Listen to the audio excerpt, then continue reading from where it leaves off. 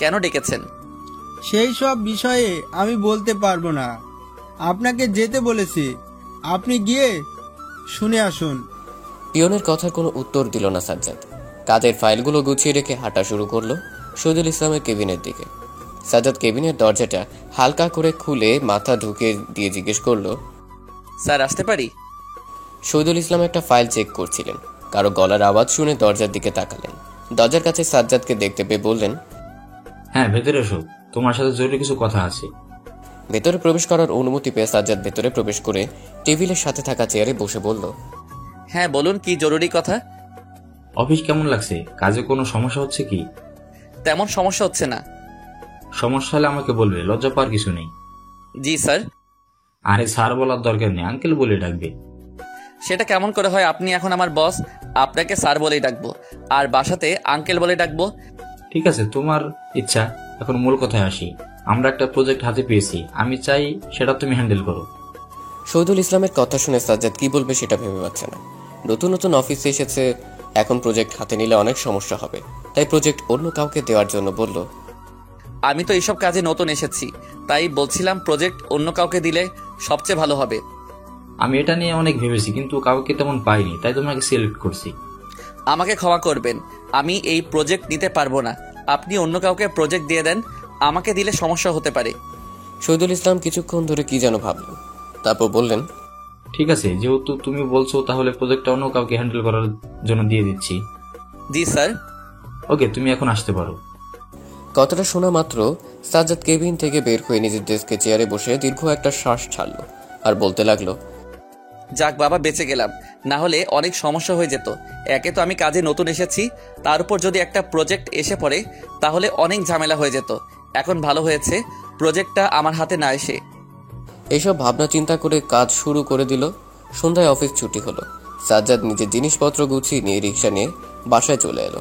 বাসার calling bell বাজানোর কিছুক্ষণ পর স্বামী এসে দরজা খুলে দিয়ে ওর মতো চলে গেল।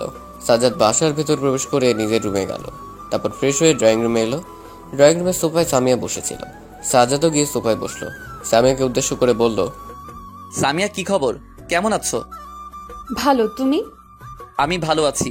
টিভিতে কি দেখো? তুমি টিভির দিকে তাকালে দেখতে পারবে। সাজ্জাদ টিভির দিকে তাকালো। টিভিতে তামিল মুভি চলছে। সামিয়া যখনই টিভি দেখতে বসে শুধু তামিল মুভিগুলো দেখে। মেয়েটাও মুভি দেখতে পারে। তুমি এত মুভি দেখো কেন বলো তো? ভালো লাগে তাই দেখি। শুধু তামিল মুভি দেখো? হ্যাঁ। আজকে তোমার অফিস কেমন কাটলো? খুব ভালো। কোনো সমস্যা হচ্ছে না তো? না, হচ্ছে না। তাহলে তো ভালো, কাজ করতে থাকো। তুমি কালকে ভার্সিটি যাবে? হ্যাঁ, তুমি যাবে না? শিওর বলতে পারছি না। ও ওকে। দুজনের একজনও আর কোনো কথা বলল না। টিভিতে মুভি চলছিল, দুজনে সেটা দেখতে লাগলো। মুভি শেষ হতে হতে রাত 9টা বেজে গেল। তাই ওরা ডিনার করে ঘুমিয়ে গেল। সকালে সাজ্জাদের ঘুম ভাঙার পর নাস্তা করে সামিয়াকে সঙ্গে নিয়ে ভার্সিটি গেল। আজকে ভার্সিটিতে মারুফের কোনো দেখা পাওয়া যায়নি। হতে পারে ভয় আসেনি, নাহলে অন্য কোনো প্ল্যান তৈরি করছে সামিয়াকে নিজের ফাঁদে ফাঁসানোর জন্য। ভার্সিটি ক্যাম্পাস দিয়ে হাঁটছিল সাজ্জাদ এবং সামিয়া ক্লাস শুরু করতে এখনো মিনিট 10 মতো বাকি আছে। সামিয়া বারবার ক্যাম্পাসের চারিদিকে তাকাচ্ছে, বোধহয় কাউকে খুঁজছে। এই জিনিসটা সাজ্জাদের চোখে পড়লো, তাই বলল, কি হয়েছে? কাউকে খুঁজছো নাকি? সামিয়া একটু চমকে গেল। খোঁজ করা বন্ধ করে দিয়ে সাজ্জাদের দিকে তাকিয়ে বলল, হ্যাঁ, ইরা আপুকে খুঁজছিলাম। কালকে থেকে ওনার সাথে দেখা হচ্ছে না। ইরা সবসময় ক্লাসে থাকে, আমাদের মতো ক্যাম্পাসে ঘোরাঘুরি করে না। তাহলে চলো তোমাদের ক্লাসে গিয়ে দেখা করে আসি। একটু পর ক্লাস শুরু হয়ে যাবে, তাই ক্লাস শেষে দেখা করে নিও, সেটা ভালো হবে। আচ্ছা। এখন তাহলে ক্লাসে যাও, ক্লাসের সময় হয়ে গেছে।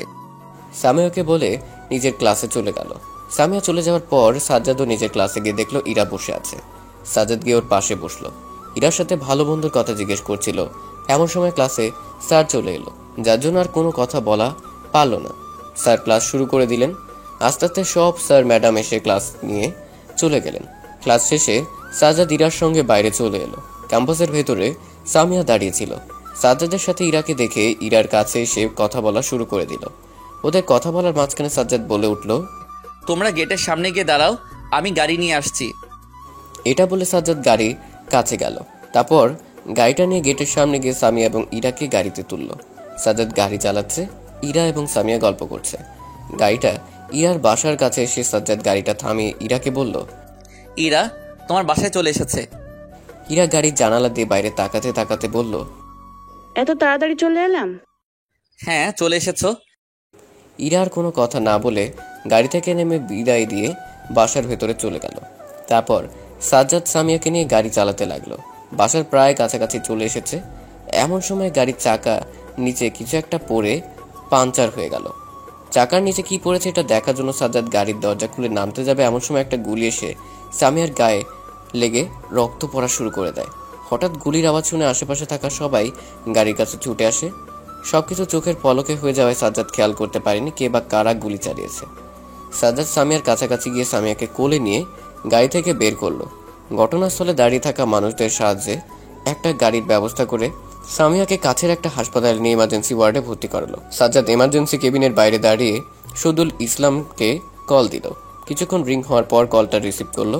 তখন সাজ্জাদ কান্না জড়িত কণ্ঠে বলল, আঙ্কেল, একটা সমস্যা হয়ে গেছে। সাজ্জাদের কান্না জড়িত কণ্ঠ শুনে শহীদুল ইসলাম বললেন, কি হয়েছে? তুমি কান্না করছো কেন? ফোনে বলা সম্ভব না, আপনি হাসপাতালে চলে আসুন। ঠিক আছে, তুমি অপেক্ষা করো, আমি আসছি। সাজ্জাদ আর কিছু না বলে কলটা কেটে দিয়ে চেয়ারে বসে পড়ল। তখন হাসপাতালে একজন ওয়ার্ড বয় দুজন পুলিশকে নিয়ে সাজ্জাদের সামনে এসে দাঁড়ালো। সাজ্জাদ ওয়ার্ড বয়ের দিকে তাকাতেই ওয়ার্ড বয় পুলিশগুলোকে দেখে বলল, ওরা দুজন আপনার সাথে কথা বলতে এসেছে। ঘটনা কিভাবে ঘটলো সেটার ব্যাপারে জিজ্ঞেস করবে। আপনি ওনাদের সাথে কথা বলুন। এটা বলে ওয়ার্ড বয় চলে গেল। দুজন পুলিশের ভেতর একজন পকেট থেকে একটা নোটবুক বের করলো। কিছুটা কড়া কণ্ঠে সাজ্জাদকে বলল, আপনি একদম শুরু থেকে ঘটনা বলুন, কি হয়েছে সেখানে। সাজ্জাদ নিজেকে কিছুটা সামনে নিয়ে বলা শুরু করলো, আমি এবং সামিয়া গাড়ি নিয়ে বাসায় যাচ্ছিলাম। গাড়িটা আমি চালাচ্ছিলাম, সামিয়া পেছনে বসেছিল। বাসায় পৌঁছাতে কিছুটা রাস্তা বাকি ছিল। ভালো মতো বাসায় যাচ্ছিলাম, এমন সময় গাড়ির চাকা পাংচার হয়ে যায়। তো কিসের সাথে পাংচার হয়েছে সেটা দেখার জন্য গাড়ির দরজা খুলেছি। সাথে সাথে একটা গুলি এসে সামিয়ার গায়ে লেগে যায়। গুলিটা কে করেছে সেটা তো দেখেন নাই? সবকিছু এত তাড়াতাড়ি হয়ে গিয়েছিল যে আমি খেয়াল করতে পারিনি যে এই কাজটা কে করেছে। আর সামিয়ার ওই রকম অবস্থা দেখে সবকিছু ভুলে সামিয়াকে নিয়ে ব্যস্ত হয়ে পড়েছিলাম। সামিয়ার জীবন বাঁচানো দরকার আগে ছিল। ভালোভাবে মনে করুন, আশেপাশে কাউকে দেখেছেন কিনা? আশেপাশে কাউকে দেখতে পারিনি। ঘটনা হওয়ার পর সেখানে অনেক লোকজন জড়ো হয়ে গিয়েছিল, ফলে চারিদিকে খেয়াল করা যাচ্ছিল না। ধন্যবাদ। আরো ইনফরমেশন দরকার পড়লে আপনাকে ডাকবো। জি ঠিক আছে। পুলিশগুলো আর কিছু না বলে ওখান থেকে চলে গেল। সাজ্জাদ ইমার্জেন্সি কেবিনের দরজার দিকে তাকালো। এখনো উপরে লাল রঙের আলো জ্বলছে, তার মানে সামিয়ার চিকিৎসা এখনো চলছে। সাজ্জাদ মনোযোগ সহকারে আলোটার দিকে তাকিয়ে কি যেন ভাবছিল। তখন কেউ সাজ্জাদের কাঁধে হাত রাখলো, ফলে সাজ্জাদ ভাবনায় চিত পড়ল। পাশে তাকিয়ে দেখলো শহীদুল ইসলাম দাঁড়িয়ে আছে। ওনাকে দেখে সাজ্জাদ কিছু বলবে, কিন্তু শহীদুল ইসলাম সাজ্জাদকে বাধা দিয়ে নিজেই বলতে লাগলেন, আমাকে বলতে হবে না, আসার পথে সবকিছু শুনেছি। সামিয়া এখন কোথায়? সাজ্জাদ হাত দিয়ে ইমার্জেন্সি কেবিনটা দেখিয়ে দিল। শহীদুল ইসলাম কেবিনের দরজার দিকে অগ্রসর হলেন। দরজার মাঝখানে কাচের জানালা দিয়ে ভেতরে তাকিয়ে দেখলেন ডাক্তারটা সামিয়ার চিকিৎসা করছে। গুলিটা সামিয়ার ডান কাঁধে এসে লেগেছে। গুলির অবস্থান দেখলে বোঝা যায় গুলিটা মাথায় লাগানোর জন্য ঠিক করা হয়েছিল। তবে যে চালিয়েছে সে কাচের হাতের হওয়ায় মিস হয়ে কাঁধে লেগে গেছে। ডাক্তাররা সামিয়ার চিকিৎসা করছে। শহীদুল ইসলাম জানালা দিয়ে যতটুকু দেখা যায় ততটুকু দেখছে। এ বিষয়ে শুধু তিনি এবং সাজ্জাদ জানে।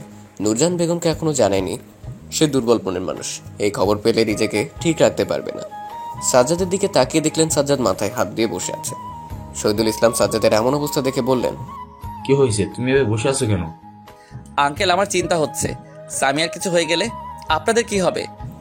শহীদুল ইসলাম কিছু বললেন না।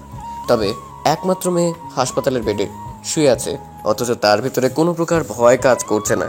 কারণ তিনি জীবনে অনেক ভয়াবহ মোকাবেলার সাথে লড়াই করেছেন।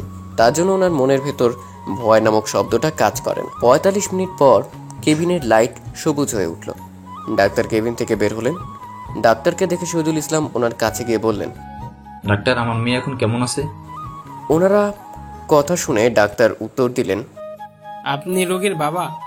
শহীদুল ইসলাম মাথা নাড়লেন। এটা দেখে ডাক্তার বললেন, আপনি চিন্তা করবেন না, আলহামদুলিল্লাহ রোগী বিপদ মুক্ত আছে। তবে তার মনের ভিতর অনেক ভয় ঢুকে গেছে, সেটা ঠিক হতে কিছুদিন সময় লাগবে। ও, কতদিন লাগবে? সেটা বলতে পারছি না, রোগীর ঘুমের ওষুধ দিয়ে রাখা হয়েছে, তাই এখন বলা যাচ্ছে না রোগীর কতটা ভয় পেয়েছে। জ্ঞান ফেরার পর বলতে পারবো। ঠিক আছে। হ্যাঁ, আর আপনি আমার সাথে আসুন, ওষুধ লিখে দিচ্ছি, সেগুলো কিনে নিয়ে আসুন। জি, চলো। শহীদুল ইসলাম ডাক্তারের সাথে কেবিনে গেলেন। সামিয়া যে ওষুধগুলো দরকার সেগুলো একটা কাগজে লিখে নিয়ে এসে কাগজটা সাজ্জাদের হাতে ধরিয়ে দিয়ে পকেট থেকে টাকা বের করতে করতে বললেন, ওষুধগুলি কিনে নিয়ে এসো। সাজ্জাদ কাগজটা হাতে নিল। শহীদুল ইসলাম ওষুধ কেনার টাকা বের করে সাজ্জাদের হাতে দিতে যাবে, কিন্তু সে টাকা না নিয়ে বলল, আঙ্কেল, টাকা দেওয়া লাগবে না, আমার কাছে যে টাকা আছে সেটা দিয়ে ওষুধ হয়ে যাবে। সমস্যা নেই, ওগুলো নিয়ে নিজের কাছে রেখে দাও। ওষুধগুলো আমাকে দিয়ে বাসায় গিয়ে ফ্রেশ হয়ে এসো। তোমার শার্টে রক্ত লেগে আছে, ওটা চেঞ্জ করে এসো। শহীদুল ইসলাম কোনো কথা না শুনে হাতের ভেতর টাকা গুঁজে দিয়ে বললেন। সাজ্জাদার কিছু না বলে টাকা হাতে নিয়ে ফার্মেসিতে গিয়ে ওষুধগুলো কিনে নিয়ে হাসপাতালে এসে সামিয়ার কেবিনে থাকা নার্সের কাছে দিল। নার্সকে ওষুধগুলো দিয়ে সাজ্জাদ বাসায় এসে চুপি চুপি নিজের রুমে গেল। রক্ত লাগা শার্টটা নূরজাহান বেগমকে দেখাতে চায় না। রুমে গিয়ে শার্ট খুলে ওয়াশরুমের ভেতরে ভিজিয়ে রেখে দিল যেন রক্তগুলো উঠে যায়। তারপর ফ্রেশ হয়ে বাইরে এসে গাড়ি নিয়ে হাসপাতালে চলে গেল। ডাক্তার কখন বাসায় গিয়েছে আবার ফিরে এসেছে এটা নূরজাহান বেগম টের পায়নি। হাসপাতালে এসে শহীদুল ইসলামকে দেখতে পেল, একটা কেবিনের বাইরে দাঁড়িয়ে আছে। এটা দেখে সাজ্জাদ ওনার কাছে গিয়ে জিজ্ঞেস করলো, আঙ্কেল, কি হয়েছে? এভাবে দাঁড়িয়ে আছেন কেন? তেমন কিছু না, সামিয়াকে এই কেবিনে শিফট করে দিয়েছে, তাই এখানে দাঁড়িয়ে আছে। ও, সামিয়ার অবস্থা কেমন? আগের চেয়ে ভালো, ঘুমের ইনজেকশন দিয়েছে তাই ঘুমাচ্ছে। আর কোনো সমস্যা নেই তো? সমস্যা বলতে ওর মনে নাকি ভয় ঢুকে গেছে, সেটা কেটে পড়তে সময় লাগবে। ও, সমস্যা নেই, ঠিক হয়ে যাবে। হঠাৎ করে সামিয়ার কেবিনের ভেতর থেকে চিৎকারের আওয়াজ আসতে লাগলো। সাজ্জাদ ও শহীদুল ইসলাম ভেতরে প্রবেশ করে দেখলো সামিয়া অস্বাভাবিক আচরণ করছে, পুরো পাগলের মতো। যে কেউ দেখে মনে করবে কোনো জিন পরি শরীরটাকে দখল করে নিয়েছে। দুজন নার্স মিলেও সামিয়াকে ঠিক রাখতে পারছে না। সামিয়া জোরে জোরে চিৎকার করার কারণে ডাক্তার চলে আসে, একটা ঘুমের ইনজেকশন দিল। তারপর সামিয়া আস্তে আস্তে ঘুমিয়ে গেল। চারিদিক পুরো নিঃশব্দ হয়ে আছে, কোনো চিৎকার বা কথা বলার আওয়াজ শুনতে পাওয়া যাচ্ছে না, শুধু সবার শ্বাস প্রশ্বাসের আওয়াজ ভেসে আসছে। সামিয়ার এমন অবস্থা দেখে শহীদুল ইসলামের কিছুটা চিন্তা হচ্ছে, সাথে সাজ্জাদও চিন্তা করছে। আপনারা কেউ চিন্তা করবেন না, বলেছিলাম না রোগীর মনের ভেতর ভয় ঢুকে গেছে, সেটা থেকে এই রূপ আচরণ করছে। আমি ওষুধ লিখে দিচ্ছি, সেগুলো খেলে সুস্থ হয়ে যাবে। আর রোগীকে কখনো একা ছাড়া যাবে না, সবসময় কাউকে সাথে রাখতে হবে, না হলে সে নিজের কোনো ক্ষতি করে ফেলবে। জি। ডাক্তার আর কিছু না বলে কেবিন থেকে বের হয়ে গেলেন। শহীদুল ইসলাম সামিয়ার মাথার কাছে গিয়ে মাথায় হাত বুলিয়ে দিতে লাগলেন। সামিয়া ঘুমিয়ে আছে, কতক্ষণ ঘুমিয়ে থাকবে সেটা শুধু ডাক্তার বলতে পারবে। কি একটা কারণে সামিয়ার এমন অবস্থা সাজ্জাদ দেখতে পাচ্ছিল না। কেবিন থেকে বের হয়ে ওয়েটিং রুমের শেষের চেয়ারে গিয়ে ঘটনা স্থানটাকে মনে করতে লাগলো। ঘটনাটা বারবার মনে করার চেষ্টা করছে।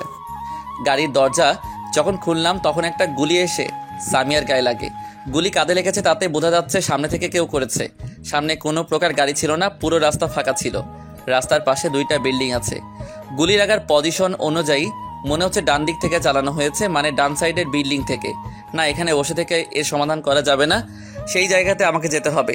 তারপর সবকিছু খুঁজে বের করতে হবে যে কাজটা কে করেছে। সাজ্জাদ মনে মনে কথাগুলো ভাবতে ভাবতে ওয়েটিং রুম থেকে শহীদুল ইসলামের কাছে গেল। শহীদুল ইসলাম সামিয়ার কেবিনে বসেই ছিলেন। ওনার কাছে বলা শুরু করলেন, আঙ্কেল, আপনি সামিয়ার দেখাশোনা করুন। আমি ঘটনাস্থল থেকে ঘুরে আসছি, আমি দেখতে যাব গুলি কোথা থেকে করেছে। তুমি বুঝতে পারবে? হ্যাঁ আঙ্কেল, এইসব করতে আমার সমস্যা হবে না। আমি ঠিক খুঁজে বের করব যে কাজটা কে করেছে। Best of luck. সাজ্জাদ মুচকি একটা হাসি দিয়ে কেবিন থেকে বের হলো ঘটনাস্থলে যাওয়ার জন্য। হাসপাতালের গেটের সামনে থেকে গাড়িতে উঠতে যাবে এমন সময় একজনকে দেখে দাঁড়িয়ে গেল। যাকে দেখে দাঁড়িয়ে গেল সে আর কেউ না, তিনি হলেন নূরজাহান বেগম। গাড়ির দরজা খুলে জামাল ভাইয়ের সাথে হাসপাতালের ভেতরে প্রবেশ করছে। নূরজাহান বেগমকে এখানে দেখে সাজ্জাদ মনে মনে বলতে লাগলো, আন্টিকে কে খবর দিল? এই বিষয়ে আন্টিকে জানিয়ে ভুল করলো না তো? এমনিতেই উনি দুর্বল মনের মানুষ, অন্যের কষ্ট দেখতে পারে না। আর এটা তো তার নিজের মেয়ে, জানি না কি হবে। এতক্ষণে নূরজাহান বেগম হাসপাতালের ভেতরে প্রবেশ করে ফেলেছেন। সাজ্জাদের মন কয়েকবার বলল ভেতরে গিয়ে সব দেখতে, কিন্তু ভেতরে গেলে আর বের হতে পারবে না। তাই ভেতরে যাওয়ার চিন্তা বাতিল করে গাড়িতে বসে ঘটনাস্থলের দিকে যেতে লাগলো। জায়গাটা হাসপাতালের কাছাকাছি, তাই যেতে সময় লাগলো না। ঘটনাস্থলে এসে গাড়িটা পার্কিং করে গাড়ি থেকে নামলো সাজ্জাদ। পুরো রাস্তা ফাঁকা, পুলিশ জায়গাটা সিল করে দিয়েছে। গুলি চলার কারণে রাস্তা দিয়ে গাড়ি চলাচল বন্ধ হয়ে আছে, ফলে সাজ্জাদের অনেক সুবিধা হবে বিষয়টা বুঝতে। সামিয়ার গাড়ি যেখানে ছিল এখনো সেখানেই পড়ে আছে। তদন্ত শেষে পুলিশ বাড়িতে পৌঁছে দিবে। সাজ্জাদ গাড়িটার কাছে গিয়ে সামিয়ার বসে থাকা জায়গাতে নিজেকে মনে করে কাহিনী বুঝতে লাগলো। গাড়ির ডান পাশে একটা বিল্ডিং, বাম পাশে রাস্তার অপর পাশে আর একটা বিল্ডিং। গলিটা ডান পাশে লেগেছে, তার মানে ডান পাশের বিল্ডিং থেকে চলার সম্ভাবনা বেশি। তবে অবাক করার বিষয় হচ্ছে ডান পাশের বিল্ডিং ভাড়াটিয়া থাকে। কোনো ভাড়াটিয়া তো তার বাসা থেকে গুলি চালাতে দিবে না, আবার ছাদে থেকে গুলি চালানোর কোনো প্রশ্নই আসে না। এই ছেলে এখানে কি করো? হঠাৎ করে একজন পুলিশ এসে কথাটা বলে উঠল। এমন কথা শুনে কিছুটা ভয় নিয়ে পেছনে তাকায় সাজ্জাদ। একজন পুলিশ হাতে সিগারেট নিয়ে দাঁড়িয়ে আছে। সিগারেট মুখে নিয়ে একটা টান দিয়ে বলল, কি হলো বলো না কেন? এখানে কি করো? মানে কোথা থেকে গুলি চালিয়েছে এটা খুঁজে বের করতে এসেছিলাম। খুঁজে বের করছো? হ্যাঁ, অনেকটা বের করেছি। বাকিটা আমরা খুঁজে নেব। তুমি এখান থেকে চলে যাও, না হলে সমস্যায় পড়ে যাবে। কি সমস্যা হবে? এত বলতে পারবো না তোমাকে। চলে যেতে বলেছি, চলে যাও। সাজ্জাদ আর দাঁড়িয়ে থাকতে পারল না, গাড়ি নিয়ে হাসপাতালের ভিতরে এলো। পুলিশটা না থাকলে আজ বের করে ফেলতো গুলিটা কোথা থেকে চলেছে। সে পুরো নিশ্চিত ডান পাশে থাকা বিল্ডিং এর কোনো একটা ফ্ল্যাট থেকে চালিয়েছে। কোন ফ্ল্যাট সেটাও খুব তাড়াতাড়ি বের করবে। ভাইয়া একটু রাস্তা ছেড়ে দাঁড়ান। সাজ্জাদ সামিয়ার কেবিনে যাওয়ার সময় মাঝপথে দাঁড়িয়ে গিয়েছিল। সেই সময় কেউ একজন পেছন থেকে কথাটা বলে উঠল। লোকটাকে দেখার জন্য সাজ্জাদ পেছনে ফিরে তাকালো। লোকটাকে দেখে সে আকাশ থেকে পড়ল, কারণ লোকটা হলো আকাশ, মীরার সাথে যে ছেলেটাকে ফার্মেসি থেকে বের হতে দেখেছিল। সহজ কথায় বলা যায় মীরার বয়ফ্রেন্ড। কি হলো ভাইয়া, সাইড দিচ্ছেন না কেন? এভাবে রাস্তার ভেতরে দাঁড়িয়ে থাকলে চলাচল করবো কিভাবে? সাজ্জাদ আকাশের যাওয়ার জন্য রাস্তা ছেড়ে দিল। আকাশ একটা মেয়েকে নিয়ে হাসপাতালের ভেতর প্রবেশ করলো। সাজ্জাদ আকাশের পিছু নিতে লাগলো। সে আজকে দেখতে চায় কি কারণে হাসপাতালে এসেছে আর এই শহরে কি করছে। তার জানা মতে আকাশ মীরাদের শহরে, মানে সাজ্জাদ এখন যেখানে থাকে তার পাশের শহরটা হলো মীরাদের শহর।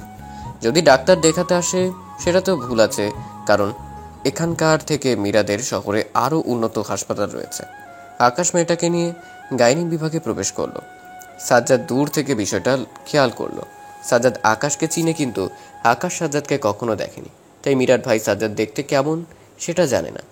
অনেকক্ষণ পর আকাশ মেয়েটিকে গাইনি বিভাগ থেকে বের হয়ে নিচে যেতে লাগলো। আকাশের বের হওয়ার কিছুক্ষণ পর একজন ডাক্তার গাইনি বিভাগ থেকে বের হলেন। সাজ্জাদ গিয়ে ডাক্তারকে আকাশকে দেখিয়ে আকাশের সাথে থাকা মেয়েটির কথা জিজ্ঞেস করলো। তখন ডাক্তার বলল, মিস্টার আকাশের সাথে যে মেয়েটা এসেছিল উনি হলেন ওনার স্ত্রী। আকাশের স্ত্রী আছে কথাটা শুনে সাজ্জাদ আকাশ থেকে পড়ল। স্ত্রী থাকা সত্ত্বেও অন্য মেয়েদের সাথে সম্পর্ক করে বেড়ায়। আপনি কি নিশ্চিত মেয়েটা আকাশের স্ত্রী? হ্যাঁ, আমি 100% শিওর উনি ওনার স্ত্রী। আমাকে ওনাদের বিয়েতে ইনভাইট করেছিল। তারা কবে বিয়ে করেছে? হবে 6-7 মাস। কিন্তু আপনি এসব কথা জিজ্ঞাসা করছেন কেন? এমনি আমি আকাশকে চিনি, মেয়েটাকে চিনতাম না তো, তাই জিজ্ঞেস করলাম। ও আচ্ছা, ভালো থাকেন, পরে কথা হবে। সাজ্জাদ ডাক্তারকে কোনো বাধা দিল না। ডাক্তার তার মতো চলে গেল। সাজ্জাদ সামিয়ার কেবিনের দিকে যেতে লাগলো আর আকাশের কথা ভাবতে লাগলো। আকাশ বিয়ে করেছে 6-7 মাস, অথচ মীরার সাথে তাকে কয়েক মাস আগে দেখেছিলাম। তার মানে মীরা জানে না যে আকাশ বিবাহিত। আকাশ খুব চালাক একজন ছেলে। গাছেরগুলো খেয়েছে, তলারগুলো কুড়িয়েছে। জানি না মীরা বিষয়টা জানতে পেরেছে কিনা। যদি জানতে পারে তাহলে বুঝবে সে কি ভুল করেছে। ভাবতেই সাজ্জাদের ঠোঁটের কোণে মুচকি হাসি ফুটে উঠল। মুখে হাসি দিয়ে সামিয়ার কেবিনে প্রবেশ করলো। কেবিনে নূরজাহান বেগম আর সামিয়া আছে। শহীদুল ইসলামকে দেখতে না পেয়ে সাজ্জাদ নূরজাহান বেগমকে বলল, আঙ্কেল কোথায়? তোমার আঙ্কেল খাবার আনতে গিয়েছে। ও, সামিয়ার অবস্থা কেমন? ঘুমিয়ে থাকার জন্য কিছু বলতে পারছি না। আপনি আসার পরে কি ঘুম থেকে উঠেছিল? না, আমি এসে দেখি ঘুমিয়ে আছে। ও, তাহলে আমি থাকতে একবার ঘুম থেকে উঠেছিল, তখনই শেষ উঠেছিল। আমি চলে যাওয়ার পর আর ওঠেনি। মনে মনে কি বলছো? কিছু না আন্টি, এমনি একা একা কথা বলছিলাম। ও। সাজ্জাদ আর কিছু বলল না। সামিয়ার দিকে একবার তাকিয়ে কেবিনের বাইরে এসে ওয়েটিং রুমে ফ্যানের নিচে গিয়ে বসে পড়ল। ফ্যানের নিচে গিয়ে বসে বসে ভাবছে কি করবে। হাসপাতালে থাকতে প্রচুর বিরক্ত লাগছে তার। কখনো কারো জন্য হাসপাতালে থাকেনি, তাই এমন লাগছে। হঠাৎ করে সাজ্জাদের পকেটে থাকা ফোনটা বাজতে লাগলো। ফোনটা বের করে দেখলো অচেনা একটা নাম্বার, তাই রিসিভ করলো না। প্রথমবার বাজতে বাজতে কেটে গেল, দ্বিতীয়বার একই কাজ হলো, তৃতীয়বার কলটা রিসিভ করে সালাম দিল, তারপর বলল, আপনি কে? ফোনের ওপাশ থেকে একটা মেলি কণ্ঠে ভেসে বলল, আমি ইরা। ইরা নামটা শুনে সাজ্জাদ বুঝতে পারলো এটা ইরার নাম্বার, কিন্তু সে সাজ্জাদের নাম্বার কোথায় পেল এটা তার অজানা। হ্যাঁ, কল দিয়েছো কিসের জন্য? খবর পেলাম কারা নাকি সামিয়াকে গুলি করেছে। হ্যাঁ, তোমাকে বাসায় নামিয়ে দেওয়ার পর আমরা যখন বাসায় যাচ্ছিলাম তখন কেউ সামিয়াকে গুলি করেছে। ও, ধরতে পেরেছো কি কাজটা কে করেছে? তদন্ত চলছে, খুব শীঘ্রই জানতে পারবো কাজটা কে করেছে। আচ্ছা, সামিয়ার অবস্থা কেমন আর কোন হাসপাতালে আছে? সামিয়ার অবস্থা এখন ঘুমিয়ে আছে, ঘুম ভাঙলে বলতে পারবো। আর আমরা তোমার বাসার কাছের হাসপাতালে আছি। আচ্ছা, আমি বিকেলে এসে দেখা করব। আচ্ছা। ইরার কিছু না বলে কলটা কেটে দিল। কল কেটে দেওয়ার পর ফোনটা পকেটে ঢুকিয়ে আবার সামিয়ার কেবিনে যেতে লাগলো। একটু পর সামিয়ার কেবিনে যেতে হচ্ছে, কারণ সামিয়ার যে অবস্থা তাতে সবসময় ওর কাছে থাকা উচিত, কিন্তু সাজ্জাদ থাকতে পারছে না। সামিয়ার কেবিনে প্রবেশ করে দেখে সামিয়ার জ্ঞান ফিরেছে। এখন স্বাভাবিকভাবে নূরজাহান বেগমের সাথে কথা বলছে। শহীদুল ইসলাম এখনও খাবার নিয়ে আসেনি, কেউ জানে না লোকটা খাবার আনার জন্য কোথায় গিয়েছে। সাজ্জাদ গিয়ে সামিয়ার পাশে দাঁড়ালো। সাজ্জাদকে দেখে সামিয়া একটা মুচকি হাসি দিল, তারপর বলতে লাগলো, কেমন আছো? আমার কথা বাদ দাও, তোমার কেমন লাগছে এটা বলো। এখন ভালো লাগছে? আঙ্কেল খাবার আনতে গিয়েছে, সেটাকে ওষুধ খাও, আরো ভালো লাগবে। আব্বু কখন গিয়েছে? কিছুক্ষণ আগে। চিন্তা করো না, একটু পর চলে আসবে। তুমি ততক্ষণ ঘুমিয়ে থাকো। আমার ঘুম আসছে না। না আসলে চোখ বন্ধ করে থাকো, অটোমেটিক ঘুম চলে আসবে। আচ্ছা। সামিয়া চোখ বন্ধ করে শুয়ে থাকতে লাগলো। কিছুক্ষণ পর শহীদুল ইসলাম খাবার নিয়ে এলেন, তাই সামিয়াকে ডেকে খাবার খাইয়ে দিয়ে ওষুধগুলো খাইয়ে দেওয়া হলো। ওষুধ খাওয়ানোর কিছুক্ষণ পর ডাক্তার এসে সামিয়ার চেক আপ করে গেল আর বলে গেল 4-5 দিন হাসপাতালে থাকতে হবে। ব্যান্ডেজ খুলে দেওয়ার পর বাসায় নিয়ে যেতে পারবে। ডাক্তারের কথায় শহীদুল ইসলাম থাকার জন্য রাজি হয়ে গেলেন। সামিয়া ঘুমিয়ে আছে, সাজ্জাদ বেডের পাশে বসে মোবাইল টিপছে। নূরজাহান বেগম এবং শহীদুল ইসলাম বাসায় চলে গিয়েছে, সন্ধ্যার দিকে ফিরে আসবে। নূরজাহান বেগম সামিয়াকে রেখে যেতে চাইছিলেন না, সাজ্জাদ জোর করে পাঠিয়ে দিয়েছে কেবিনে। এখন সামিয়া এবং সাজ্জাদ মোবাইলের ঘড়ির দিকে তাকিয়ে দেখলো 5টা বাজে, আর একটু পর সন্ধ্যা হয়ে যাবে। হঠাৎ করে কেবিনের দরজা খোলার আওয়াজ পেয়ে দরজার দিকে তাকিয়ে দেখলো ইরা কেবিনে প্রবেশ করছে। সামিয়া ঘুমিয়ে থাকার কারণে শব্দ করতে না করলো সাজ্জাদ। ইরার কোনো প্রকার শব্দ না করে সাজ্জাদের কাছে এসে আস্তে আস্তে বলল, সামিয়া কেমন আছে? এখন অনেকটা সুস্থ, 4-5 দিন হাসপাতালে থাকতে হবে। ও, আঙ্কেল আন্টি আসেনি? এসেছিল, তাদের বাসায় পাঠিয়ে দিয়েছি, একটু পর আবার চলে আসবে। ও, তুই একা বসে কি করছিস? ইউটিউব দেখছিলাম। ওহ, মোবাইল বাদ দিয়ে আমার সাথে গল্প কর, সময় কেটে যাবে। চিন্তার মাঝে কোনো গল্প মাথায় আসছে না। তোর মাথায় না এলে আমার মাথায় তো আসছে। আসলে আসুক, আমার গল্প করার কোনো মুড নেই। এত সমস্যার মাঝে আমি গল্প করব না। ঠিক আছে, তোর ইচ্ছে। সামিয়াকে একটু ডেকে দে, কথা বলি। একটু পর কথা বলিস, এখন ঘুমাতে দে। কিছু খেয়েছিস? বেশি কিছু খাইনি, হালকা খাবার খেয়েছি। তাহলে থাক, আমি খাবার নিয়ে আসছি। তোকে যেতে হবে না, আমি পরে খাবার খেয়ে নিব। তুই আগে বললে আমি বাসা থেকে খাবার নিয়ে আসতাম। তুই বলেছিস, এটাই অনেক। ইরা একটা মুচকি হাসি দিল। হাসিটা একটু জোরে হওয়ার কারণে সামিয়ার ঘুম ভেঙে গেল। চোখ খুলে সামনে ইরাকে দেখতে পেয়ে সামিয়া বলল, আরে আপু, তুমি কখন এসেছো? এই তো একটু আগে। তোমার অবস্থা এখন কেমন? এই তো ভালো লাগছে। ব্যথা করছে কি? সকালে করছিল, কিন্তু এখন আর কোনো ব্যথা নেই। আস্তে আস্তে পুরো ক্ষত ঠিক হয়ে যাবে, তখন আর কোনো সমস্যা হবে না। আমার না বারবার সেই মুহূর্তের কথা মনে পড়ছে। এই কথা শুনে সাজ্জাদ বলল, এসব নিয়ে ভাবা বন্ধ করে দাও। তোমার মনের ভেতর ভয় কাজ করছে, তাই এমন লাগছে। এখন হাজার চাইলেও তোমার কোনো ক্ষতি করতে পারবে না। তুমি নিশ্চিন্ত হয়ে বলছো? হ্যাঁ, আমি নিশ্চিত হয়ে বলছি, কেউ তোমার কোনো প্রকার ক্ষতি করতে পারবে না। কথাটা শুনে সামিয়া কিছু বলল না, চুপ করে শুয়ে থাকতে লাগলো। সাজ্জাদ বুঝতে পারলো সে এখন কথা বলতে চায় না, তাই ইরাকে ইশারা দিয়ে কথা বলতে না করে দিল। তিনজনই চুপচাপ বসেছিল। তখন নূরজাহান বেগম হাতে খাবারের বাটি নিয়ে কেবিনে প্রবেশ করলেন।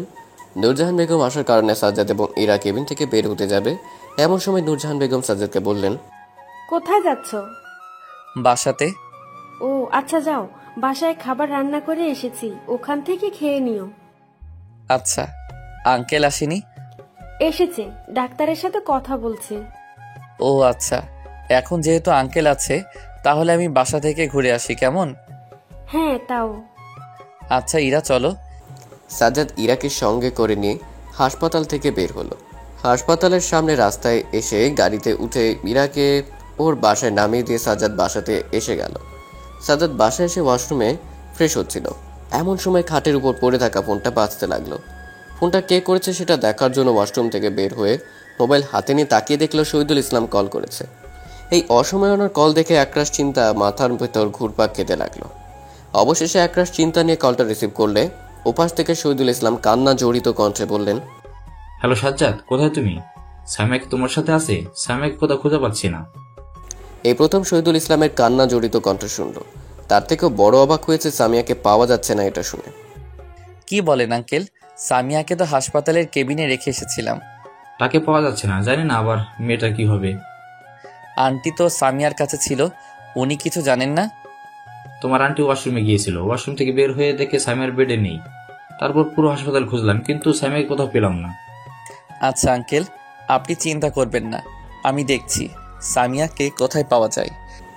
সাজ্জাদ কলটা কেটে দিয়ে আলমারি থেকে একটা টি শার্ট বের করে গায়ে দিয়ে মোবাইলটা পকেটে নিয়ে বাসা থেকে বের হলো। গাড়ি নিয়ে বাসার গেট দিয়ে বের হতে যাবে এমন সময় একটা রানিং গাড়ি থেকে বড় বস্তা সাজ্জাদের গাড়ির সামনে ফেলে দিয়ে গাড়ি নিয়ে চলে গেল। গাড়িটা প্রচণ্ড গতির উপর ছিল, তার সাথে অন্ধকার হওয়ার ফলে গাড়ির নাম্বারটা দেখতে পারেনি। বস্তাটা সাজ্জাদের গাড়ির সামনে ফেলেছিল, যার ফলে গাড়ির হেডলাইটের আলোতে বস্তা দেখা যাচ্ছিল। বস্তার চারিদিক দিয়ে রক্তের মতো লাল কিছু পড়ছে। এটা দেখে সাজ্জাদের মন জানতে চাইল বস্তার ভেতরে কি আছে। গাড়ির হেডলাইট জ্বালিয়ে রেখে গাড়ি থেকে নামলো সাজ্জাদ। বস্তার কাছে গিয়ে মুখটা খুলতেই কারো মাথা বেরিয়ে এলো। মাথা চুলগুলো দেখে সাজ্জাদের বুঝতে বাকি থাকলো না এটা মাথা। তাড়াতাড়ি করে পুরো বস্তা খুলে ফেললো। ভেতরে সামিয়ার নীরব দেহ পড়ে আছে, সারা শরীর দিয়ে রক্ত গড়িয়ে গড়িয়ে পড়ছে। সাজ্জাদ সামিয়ার একটা হাত ধরে দেখলো শরীর ঠান্ডা হয়ে আছে। সাজ্জাদের বুঝতে বাকি থাকলো না যে সামিয়ার বেঁচে নেই। বুঝতে পেরে সামিয়া বলে জোরে একটা চিৎকার দিল। সাজ্জাদের চিৎকার শুনে আশেপাশে বাসায় থাকা লোকজন বের হয়ে এসে শহীদুল ইসলামের মেয়ে সামিয়াকে রাস্তার মাঝে পড়ে থাকতে দেখে শহীদুল ইসলামকে কল দিল। কেউ কেউ আবার পুলিশকে কল দিল। 5 মিনিটের ভেতর পুলিশ সহ সামিয়ার বাবা মা বাসার সামনে এসে উপস্থিত হলেন। শহীদুল ইসলাম নিজের মেয়ের মৃত লাশটা দেখে কান্নায় ভেঙে পড়লেন। যে লোকটা কখনো কান্না করেনি সে আজ কান্না করছে। নুরজাহান বেগম তো কান্না করতে করতে অজ্ঞান হয়ে গেছেন। আর সাজ্জাদ সামিয়ার মাথা নিজের কোলের ভেতরে নিয়ে চেহারার দিকে তাকিয়ে আছে। আশেপাশে থাকা লোকজন সামিয়ার লাশটাকে দাফনের ব্যবস্থা করার জন্য প্রস্তুতি করতে শুরু করে দিলেন। কয়েকজন মহিলার সাহায্যে সামিয়ার লাশটা ধোয়ানোর জন্য নিয়ে যাওয়া হলো। শহীদুল ইসলাম, নুরজাহান বেগম, সাজ্জাদ সবাই গভীর আতঙ্কের ভেতরে আছে। মাত্র 1 ঘন্টার ভিতর এত কিছু হয়ে যাবে সেটা ভাবতেই পারেনি। নুরজাহান বেগম একবার শান্ত হচ্ছেন, আবার সামিয়ার অবস্থা দেখে অজ্ঞান হয়ে যাচ্ছেন। শহীদুল ইসলাম তো নীরবে কান্না করে যাচ্ছে, আর সাজ্জাদ কথা বলার মতো কোনো ভাষা খুঁজে পাচ্ছে না। সে নিজেকে দোষারোপ করছে, সে যদি হাসপাতালে থাকতো তাহলে এত কিছু হয়ে যেত না।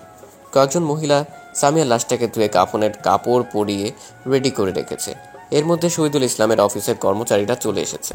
শহীদুল ইসলাম চুপচাপ একটা চেয়ারে বসেছিলেন, কারোর সাথে কোনো কথা বলছিলেন না। তার মেয়েকে শেষবার দেখানোর জন্য অফিসের ম্যানেজার তাকে বলল, স্যার, ম্যাডামকে শেষবারের মতো দেখে নিন, সব কিছু রেডি হয়ে আছে। আপনি দেখার পর অজু করে আসেন, দাফন করতে হবে। শহীদুল ইসলাম এবং নূরজাহান বেগম সামিয়াকে শেষবারের মতো দেখে নিলেন। তারপর সাজ্জাদ এবং শহীদুল ইসলাম অজু করে এসে সামিয়াকে দাফন সম্পন্ন করলেন। শহীদুল ইসলাম এবং নূরজাহান বেগম সামিয়ার রুমে গিয়ে অঝরে কান্না করছে। আজ তাদের একমাত্র সন্তান হারিয়েছে, যেটা তারা মেনে নিতে পারছে না। সাজ্জাদও অনেকক্ষণ নিজের রুমে শুয়ে থেকে সামিয়ার জন্য কান্না করেছে, কিন্তু সামিয়ার বাবা মার কথা ভেবে কান্না বন্ধ করে দিয়ে নিজেকে স্বাভাবিক করার চেষ্টায় আছে। সামিয়ার শোকে সাজ্জাদও যদি ভেঙে পড়ে তাহলে সামিয়ার বাবা মাকে দেখবে কে? কাউকে তো ওনাদের খেয়াল রাখার জন্য থাকতেই হবে। তাই সাজ্জাদ ওনাদের কথা ভেবে নিজেকে শক্ত করে নিয়ে সামিয়ার রুমে গেলেন। শহীদুল ইসলাম আর নূরজাহান বেগমকে শান্ত করিয়ে খাবার খাইয়ে তাদের সামিয়ার রুমেই ঘুমিয়ে পড়তে বললেন। 1 মাস পর শহীদুল ইসলাম নিজেকে কিছুটা সামলে নিয়েছেন, তবে রাত হলে সামিয়ার কথা মনে করে ভেঙে পড়েন। নূরজাহান বেগম তো অসুস্থ হয়ে গেছে সামিয়ার কথা চিন্তা করে করে। শহীদুল ইসলামের অফিস সাজ্জাদ এবং ম্যানেজার দেখাশোনা করছে। সামিয়া মারা যাওয়ার পর থেকে শহীদুল ইসলাম ঠিকমতো অফিসে যান না, সারাদিন বাসায় বসে থাকেন। সাজ্জাদ ডেস্কে বসে কাজ করছিলেন, এমন সময় ম্যানেজার তাকে নিজের কেবিনে ডেকে পাঠালেন। সাজ্জাদ ম্যানেজারের কেবিনে যাওয়ার পর ম্যানেজার একটা ফ্লাইটের টিকিট এবং পাসপোর্ট সাজ্জাদের হাতে ধরিয়ে দিয়ে বললেন, আজকে রাতে আপনার ফ্লাইট, আপনাকে লন্ডন যেতে হবে। সেখানে আমাদের একটা মিটিং আছে। স্যার যেহেতু নেই, তাই আপনাকে সেই মিটিং হ্যান্ডেল করতে হবে। আমি সব কিছু একে একে হ্যান্ডেল করব কিভাবে? আপনি চিন্তা করবেন না, আমরা আপনাকে সব বলে দেব।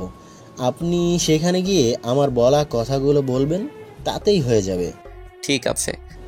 এই নিন, ফাইলটাতে সব বিস্তারিত আছে, এটা দেখলে সব বুঝে যাবেন। আর বাসায় গিয়ে নিজের সব কিছু গুছিয়ে নিন, আজকে রাতে ফ্লাইট। এটা বলে ম্যানেজার একটা ফাইল দিল।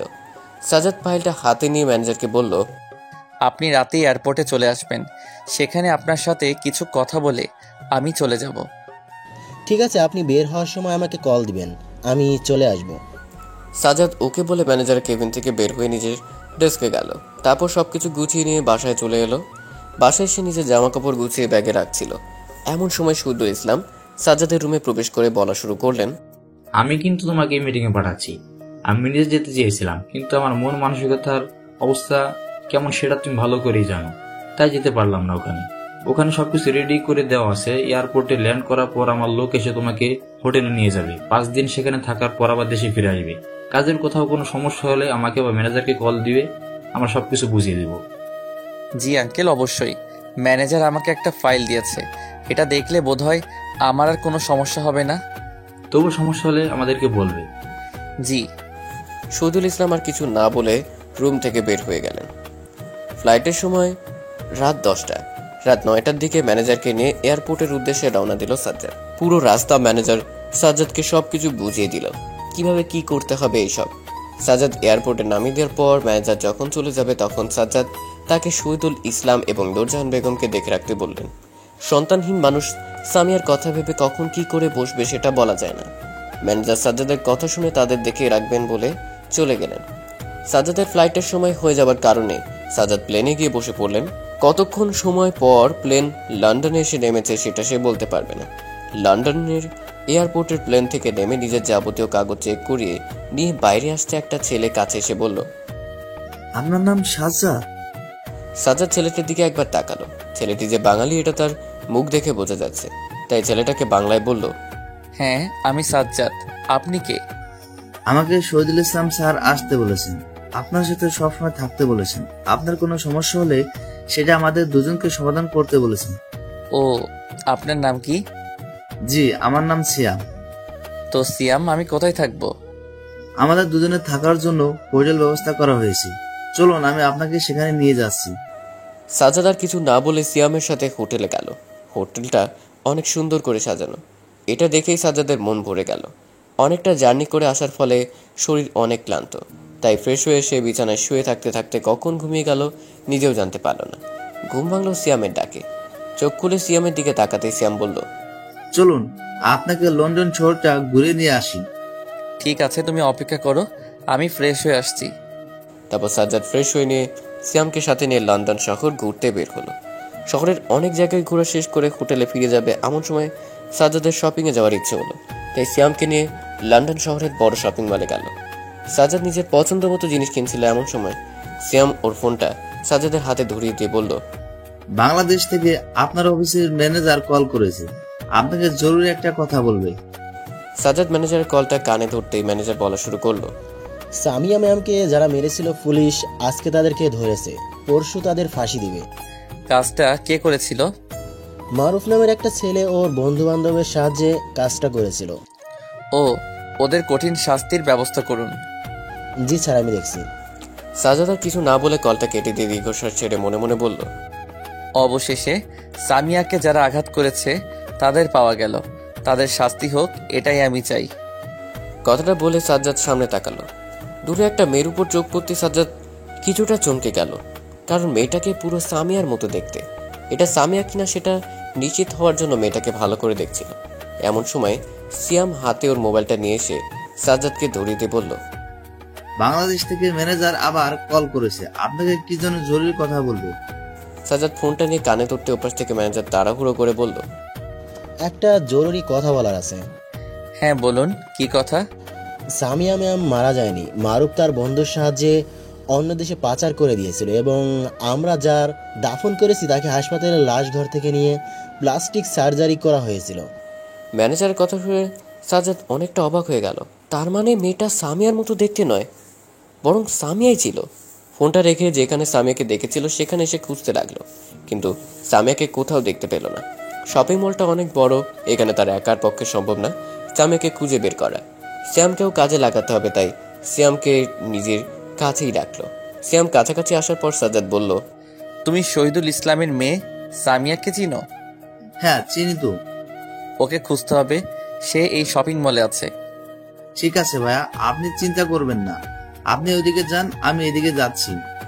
এই কথা বলে সিয়াম বাইরের দিকে চলে গেল। সাজ্জাদ ভেতরের দিকে খুঁজতে লাগলো। সাজ্জাদ শপিং মলের অনেক জায়গায় খুঁজলো, কিন্তু সামিয়াকে কোথাও দেখতে না পেয়ে বাইরে এলো। বাইরে এসে দেখে সিয়াম হাতে একটা কাগজ নিয়ে দাঁড়িয়ে আছে। সাজ্জাদকে দেখতে পেয়ে দৌড়ে কাছে এলো, তারপর কাগজটা হাতে ধরিয়ে বলল, সামিয়া ম্যামকে আটকানো সম্ভব হয়নি। আমি আসার আগে গাড়িতে উঠে চলে গিয়েছেন।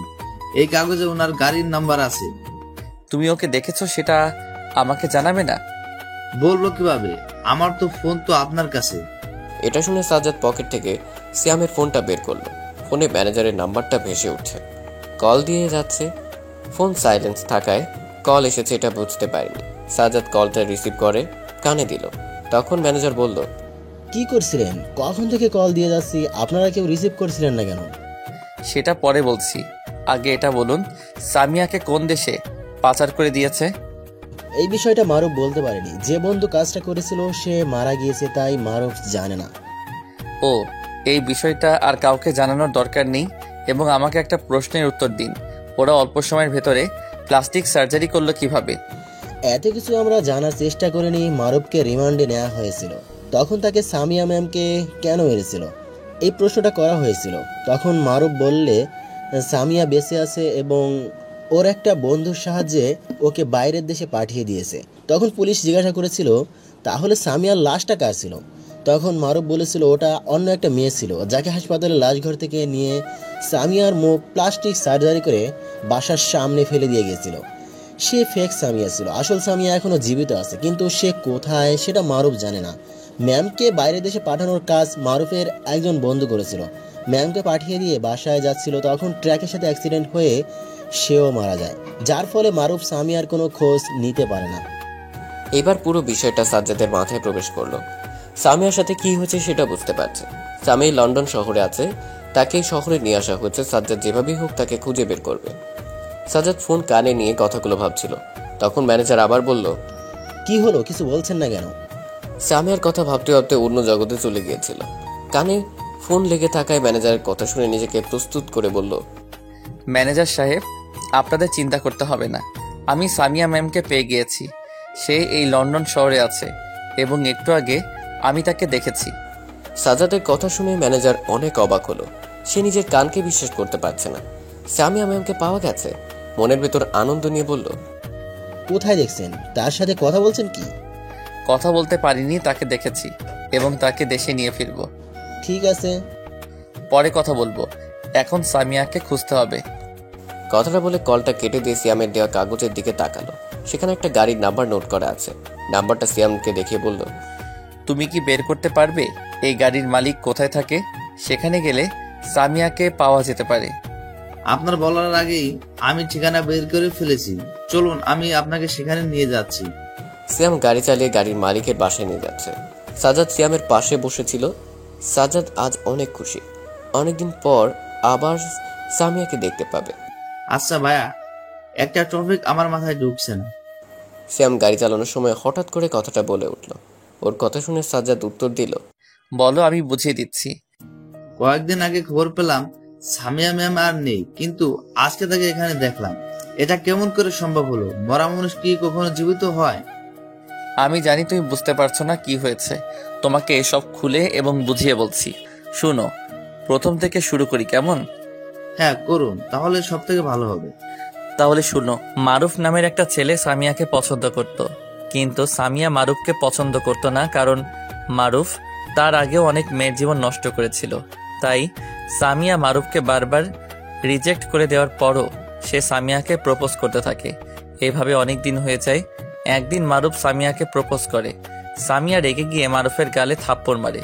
অবশ্য মারুফ এর আগে অনেকবার খেয়েছে, কিন্তু সেদিন মারুফ সামিয়াকে থাপ্পড় মারতে যাবে এমন সময় আমি গিয়ে মারুফকে মেরেছিলাম আর বুঝিয়েছিলাম তোকে আর যেন সামিয়ার কাছে না দেখি। সেদিনের পর সামিয়ার কাছে ওকে দেখা যেত না।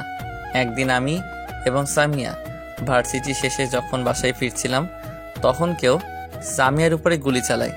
আমরা তখনও জানতাম না কাজটা কে করেছিল, কিন্তু আজকে জানতে পারলাম কাজটা মারুফ করিয়েছিল। সামিয়ার গুলি লাগার পর ওকে হাসপাতালে নিয়ে যাই। সন্ধ্যায় আমি বাসায় এসে ফ্রেশ হয়ে বের হয়েছি। এমন সময় আঙ্কেল ফোন করে বলল সামিয়াকে নাকি পাওয়া যাচ্ছে না। তাই আমি ওকে খোঁজার জন্য বাসা থেকে গাড়ি নিয়ে বের হয়েছিলাম। তখন একটা গাড়ি থেকে বস্তা ফেলে দিয়ে চলে যায়। আমি বস্তা খুলে ভেতরে সামিয়ার লাশ দেখতে পাই। আমরা কেউ তখন জানতাম না যে ওটা সামিয়া নয়, অন্য কেউ ছিল। আমরা লাশটা দাফন সম্পূর্ণ শেষ করি। আঙ্কেল আন্টি অনেকটা ভেঙে পড়েন নিজের মেয়ে হারানোর জন্য। এভাবে 1 মাসের মতো কেটে যায়। পুলিশ সামিয়ার কেস নিয়ে তদন্ত করছে। আজকে নাকি পুলিশ মারুফকে গ্রেফতার করেছে আর তার কাছ থেকে জানতে পেরেছে সামিয়া এখনো বেঁচে আছে। সেদিন যাকে দাফন করেছিলাম সে অন্য একজন ছিল, যাকে সামিয়ার চেহারা প্লাস্টিক সার্জারি করে বসিয়ে দেওয়া হয়েছিল। আর আসল সামিয়াকে দেশের বাইরে পাঠিয়ে দেওয়া হয়েছিল। সেই কাজটা মারুফের একজন বন্ধু করেছিল। সামিয়াকে যে লন্ডনে পাঠানো হয়েছে এটা মারুফ জানতো না, কারণ সামিয়াকে পাঠানোর পর তার বন্ধুটা মারা গিয়েছে। এবং আমি সামিয়াকে এখানে দেখে নিশ্চিত হয়েছি যে সামিয়া এখানে আছে। এখন বুঝতে বাকি আছে নাকি বুঝেছ? সিয়াম কথাগুলো শুনে পুরো বিষয়টা বুঝতে পেরেছে। সাথে আপনারা পাঠক পাঠিকাও বিষয়টা বুঝেছেন বলে মনে করছি। পুরো বিষয়টা বুঝলাম। অনেক বড় একটা ঘটনা ঘটে গিয়েছে। এখন সামিয়াকে দেশে নিয়ে যেতে পারলে ভালো হয়। সাজাদ কথা বলা শেষ করতেই সিয়াম একটা বাড়ির সামনে এসে গাড়ি থামালো। তারপর গাড়ি থেকে থেমে বলল, ভাইয়া এই যে এই বাসা। সাজাদ গাড়ি থেকে নেমে গিয়ে বাসার কলিং বেল বাজালো। একটু পর একজন মহিলা এসে দরজা খুলে দিলেন। দরজার বাইরে সাজাদকে দেখে বললেন, আপনি কে? Sorry, how are you? মহিলাটির বাংলা ভাষা শুনে সাজাদ বলল, আমি বাংলা ভাষা বুঝি, আমার সাথে বাংলায় কথা বলতে পারেন, সমস্যা নেই। আমি এখানে একজনের খোঁজ করতে এসেছি। তখন বাসার ভেতর একটা ছেলে বের হয়ে সাজাদের কাছে এসে বলল, কার খোঁজ করতে এসেছেন এবং কিসের জন্য খোঁজ করছেন? সাজাদুর মোবাইল থেকে সামিয়ার একটা ছবি বের করে মহিলা এবং ছেলেটাকে দেখে বলল, না, আমি এই মেয়েটার খোঁজ করছি। মেয়েটা আমার বসের মেয়ে। তাদের বিজনেস প্রবলেমের কারণে মেয়েটাকে অপহরণ করে এই দেশে ছেড়ে দেওয়া হয়েছে। সাজাদের কথা শুনে ছেলেটা সাজাদকে বাসার ভেতর প্রবেশ করে তার পিছু পিছু আসতে বলল। সাজাদ ভেতরে প্রবেশ করে ছেলেটার পিছু পিছু গেল। ছেলেটা একটা রুমের ভেতরে নিয়ে এলো। খাটের দিকে তাকিয়ে দেখলো সামিয়া ঘুমিয়ে আছে। সামিয়াকে দেখে সাজাদ নিজেকে কন্ট্রোল করতে না পেরে সোজা গিয়ে সামিয়াকে জড়িয়ে ধরল। হঠাৎ করে কেউ জড়িয়ে ধরায় সামিয়ার ঘুম ভেঙে গেল। চোখ খুলে দেখে কেউ তাকে জড়িয়ে ধরে আছে। এটা দেখে সামিয়া নিজেকে তার কাছ থেকে ছাড়িয়ে নিয়ে বলল, কি আপনি আর আমাকে এভাবে জড়িয়ে ধরেছেন কেন? সামিয়ার এমন কথা শুনে সাজাদ সামিয়ার দিকে তাকালো, কিন্তু সামিয়া সাজাদকে চিনতে পারল না। সে নিজের মতো করে বকবক করেই যাচ্ছে। এসব দেখে সাজাদ ছেলেটার দিকে তাকালো। তখন ছেলেটা বলল, রুমের বাইরে আসেন, আপনাকে সব বলছি। সাজাদ ছেলেটার সাথে করে তাদের ড্রয়িং রুমে চলে এলো। ড্রয়িং রুমে আরো 2 জন মহিলা বসে আছে। ছেলেটি সাজাদকে বসতে বলল। সাজাদ সোফায় বসার পর ছেলেটা বসে বলতে লাগলো, মেয়েটার নাম কি যেন বললেন? সামিয়া। ও সামিয়া। আমরা সামিয়াকে রাস্তায় পড়ে থাকতে পেয়েছিলাম। তার কাঁধে একটা ক্ষত চিহ্ন ছিল, তাই ওকে হাসপাতালে নিয়ে গিয়েছিলাম। সেখানে চিকিৎসা করানোর সময় জানতে পারি সামিয়া আগের কোনো কথা মনে নেই। মাথা কোনো জায়গায় আঘাত পাওয়ার ফলে সে আগের সবকিছু ভুলে গেছে, তাই আপনাকে সে চিনতে পারছে না। ছেলেটার কথা শুনে সাজাদ কি বলবে ভেবে পাচ্ছে না, চুপ করে বসে আছে। তখন ছেলেটা আবার বলা শুরু করলো, আমরাও চেয়েছিলাম মেয়েটা নিজের বাবা মার কাছে পাঠিয়ে দিতে, কিন্তু তাদের কোনো ঠিকানা নেই, তাই পাঠাতে পারিনি। এবং আমাকে একটা কথা বলুন, সামিয়ার এমন অবস্থা হলো কেমন করে? সাজাদ ছেলেটাকে সামিয়ার সাথে ঘটে যাওয়া সম্পূর্ণ ঘটনা খুলে বলল। আপনি যে সামিয়াকে তার বাবা মার কাছে নিয়ে যাবেন সেটার প্রমাণ কি? আর নিয়ে যাবেন কিভাবে? সামিয়া তো আপনাকে চিনেই না। ছেলেটার কথা শুনে সাজাদ কিছুক্ষণ চুপ থাকলো। মনে মনে ভাবছে ওনার কথাও তো ঠিক আছে, প্রমাণ না দিলে কেউ বিশ্বাস করবে না। সামিয়া তো আমাকে চিনে, কিন্তু এখন সে সব ভুলে গেছে, তাই আমাকে চিনতে পারছে না। যখন সব মনে পড়বে তখন আমাকে চিনবে, তাহলে তখন সামিয়াকে এদের কাছে থেকে নিয়ে যাওয়া যাবে। চিন্তাভাবনা শেষ করে সাজ্জাদ ছেলেটিকে বলল, সামিয়ার সব কিছু মনে পড়লে আপনারা ওর মুখ থেকে আমার পরিচয় শুনে নিয়েন, তারপর আমার সাথে যেতে দিয়েন, কেমন? ঠিক আছে, আপনি যেমন বলবেন তেমনই হবে। সামিয়া যতদিন আপনাদের কাছে থাকবে তার কত টাকা খরচ হয় তার হিসাবটা আমাকে দিয়েন। যেদিন সামিয়াকে নিয়ে চলে যাব সেদিন টাকাগুলো দিয়ে যাব। সাজ্জাদের কথা শুনে তারা কিছু বলল না, চুপচাপ সাজ্জাদের দিকে তাকিয়ে আছে। সাজ্জাদ সেদিকে বেশি খেয়াল না করে আবার ছেলেটাকে বলল, আমি একটু সামিয়ার রুমে যাব, আমাকে নিয়ে চলুন। আসুন আমার সাথে। ছেলেটা সাজ্জাদকে আবার সামিয়ার রুমে নিয়ে গেল। সামিয়া বিছানায় শোয়া থেকে টিভি দেখছিল। সাজ্জাদকে রুমে প্রবেশ করতে দেখে বলল, আপনি আপনি আবার আমার রুমে এসেছেন, কি চান আমার কাছে? সাজ্জাদ গিয়ে সামিয়ার পাশে বসলো। সামিয়া ভয়ে গুটিসুটি হয়ে বসে আছে। সাজ্জাদ গিয়ে সামিয়ার মাথায় হাত দিয়ে বলল, আমাকে ভয় পাওয়ার কিছু নেই, আমি তোমার কোনো ক্ষতি করব না।